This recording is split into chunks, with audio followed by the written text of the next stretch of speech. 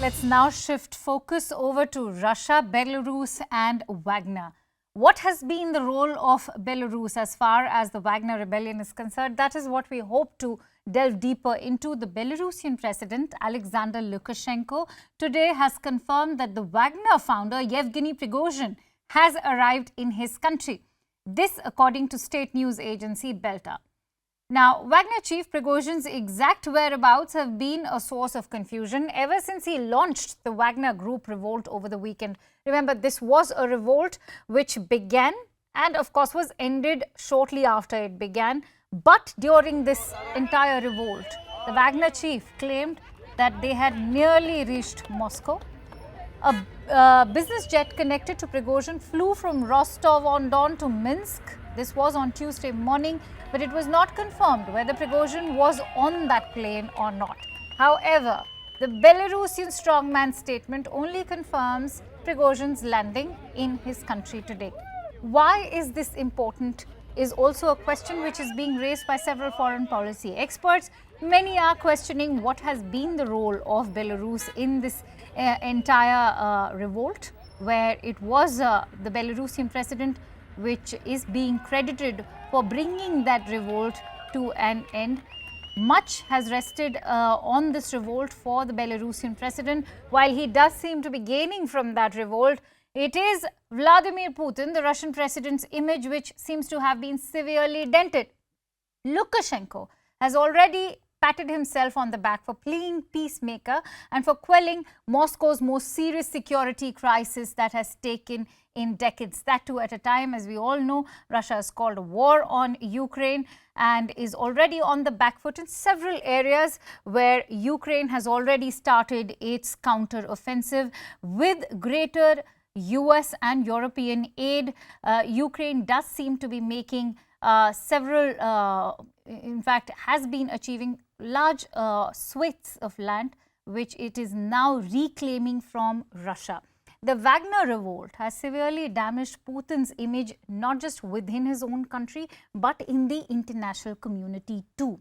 As far as the Wagner chief Prigozhin is concerned, the biggest boon for him has been Vladimir Putin dropping insurrection charges against him. Now, this seems to have come after the Belarusian strongman Alexander Lukashenko sort of facilitated a peace deal between Prigozhin and Putin.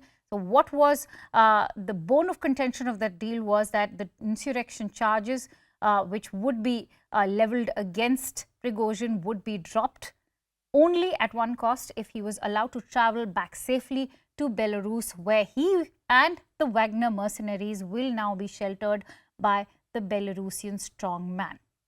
Kiev is, of course, reveling in this chaos. Many are also questioning how Ukraine is expected to sort of plan its next move, which is going to be extremely critical in trying to plan that much awaited counteroffensive, which already seems to have begun. But how far this counteroffensive can go now will be decided by Vladimir Putin, in fact, coming onto the back foot. Is this situation a winner?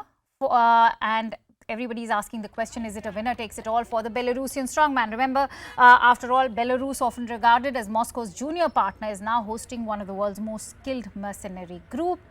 Let's try and bring you a reaction on that note.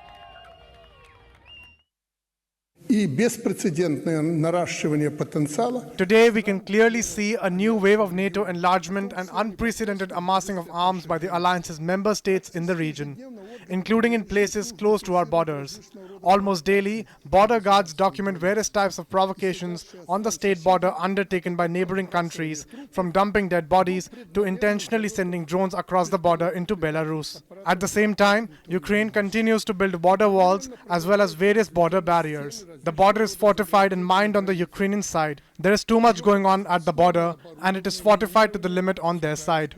In other words, our generation is going through a stress test. We have a mission to save the peace that was fought for by millions of our fathers and grandfathers. This means one thing. We need to be stronger than the threat that casts a shadow over our land once again. That threat comes from the West once again. As you can see, history repeats itself. You have it. You've already seen the Belarusian strongman Alexander Lukashenko now sort of fronting the position as far as that position being told by Russia is concerned, and he's also condemned NATO's current position. But more importantly, is this a chance for Lukashenko to regain his influence the way it had been in the 90s with the Union state? Let's try and find out about the role of Belarus in the Russia-Wagner feud. And for that, let me introduce my guest. I'm joined in by Edward P. Joseph of Johns Hopkins University. He's a senior foreign policy analyst. Many thanks to you, Edward. It's been a pleasure to have you on my show. Let's talk about what is in this entire feud as far as Belarus is concerned. When the news of the Wagner rebellion broke out, many eyes were on the Wagner chief, Prigozhin, versus Putin. But now slowly everybody is asking questions. There's greater degree of skepticism coming in as far as the Belarusian role is concerned. I want to know from you, what has been in this entire feud for Belarus to come and intervene? Well, it's quite significant. This positions Alexander Lukashenko in a much stronger position with respect to Vladimir Putin than he had been at the outset of this war. We have to remember that Lukashenko was trying to distance himself from the invasion. He was not trying to become an actual participant in the invasion itself. Lukashenko is one of these actors, another corrupt, autocratic, brutal strongman, but he is in a slightly different position from Vladimir Putin. He likes to play the West off against Putin himself. And he obviously, he is under tremendous influence and pressure from Vladimir Putin. In fact, he needs support from Russia. He had to put down his own democratic rebellion after he completely ignored the results of elections and arrested his opponents, his political opponents. So we know who he is. He's another autocrat like Putin, but he was trying to preserve a bit of distance and independence. And it was very difficult for him to do being as dependent as he was. And now he is less dependent on Vladimir Putin than he was before this mutiny, this rebellion by Yevgeny Prigozhin against Putin. Putin has now been exposed. You can make a challenge against Vladimir Putin. You can make an obvious, open, direct military challenge against him the way Prigozhin did. And then you can see Vladimir Putin will actually back down. So it's a very dangerous situation for Vladimir Putin. And in particular, it's an advantage and opportunity for Alexander Lukashenko to achieve greater distance and a greater autonomy from Russia. Please. Right. Everybody is talking about how Lukashenko has come a very long way, because remember, he's seen a Russia being governed under Boris Yeltsin, and he's seen that transition of power from a Yeltsin to all the way to Putin. But when we talk about how he survived for so many decades, how could he benefit from a mercenary group like that of Wagner? Could Lukashenko now sort of capitalize on Wagner's connections with Africa and sort of capitalize with those connections in Africa, especially when it comes to his own dealings with China? Perhaps, but that it depends on a bigger question, which is what happens to the actual assets of Wagner that were until this confrontation between Yevgeny Prigozhin and Vladimir Putin, and actually in particular the defense minister, Sergei Shoigu. What happens to the assets of Wagner? We don't know.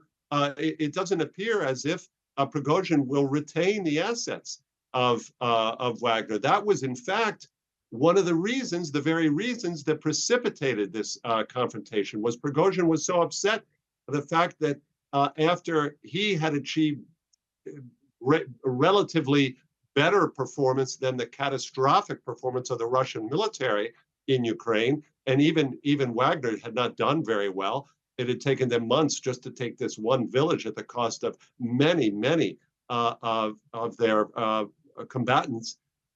So it appears that the Russian institutions are taking away his assets, and Vladimir Putin backed that. He supported the defense ministry in its demand that Prigozhin put his forces under command of the defense ministry. This infuriated Prigozhin.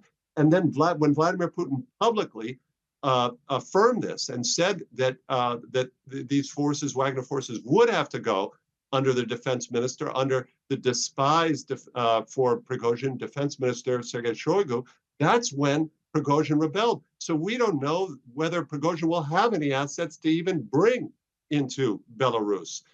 So it's not clear at all what will happen to that about the assets that you referred to of Wagner, for example, in Libya, in other places in Africa. It's simply not clear whether Prigozhin will retain any control of any of those Wagner assets. Please. All right.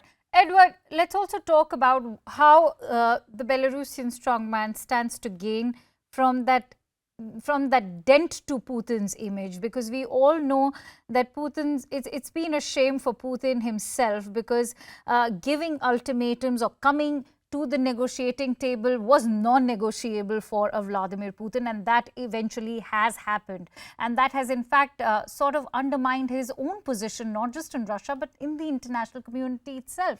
What will this mean for Alexander Lukashenko, who seemed to have lost his influence over the decades, but everybody's been talking about this could be his renaissance moment where he could perhaps regain the kind of influence that Belarus did command in the 90s?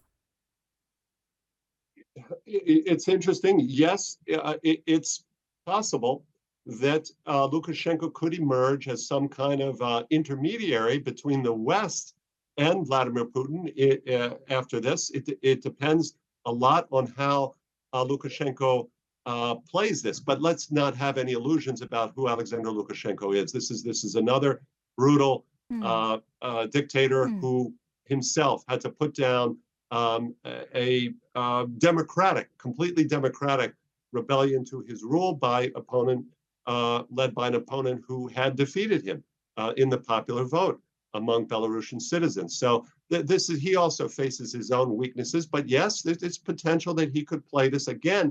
He's gained a greater measure of autonomy and distance from Vladimir Putin than he had before here. But the wider question is what happens to Vladimir Putin from all this? That's really at the center of this, and that's what has to be of tremendous concern to the Kremlin after this obvious show of weakness and disarray, weakness on the part of Vladimir Putin, who, as you say correctly, Akanksha, had to back down. He granted essentially amnesty to Prigozhin after labeling this treason, after labeling this a mutiny. He has now backed down. What does that signal? That signals to other Russians that Vladimir Putin is no longer this invincible, invulnerable character, that he may not be this glue that keeps this corrupt mafia state together at a time when they're struggling so badly on the battlefield and in the face of these united and very strong Western sanctions. And really, the question here is for someone like Prime Minister Modi of India, do you really want to stay on the fence given this kind of abject weakness and disarray displayed by Russia? Is Russia at all some kind of an asset for a proud and very strong country like India? And these are questions I think that in Delhi, people should be asking, Prime Minister Modi should be asking, because I can tell you in Beijing, President Xi Jinping is definitely asking himself these questions after so lavishly throwing his support behind Putin not long ago with this 3-day visit to Moscow. So it's really Vladimir Putin who comes out of this looking extremely weak. Obviously, Prigozhin does as well, but he's a less significant character, of course, than the Russian president. I mean, Edward, there are transactional relationships as well.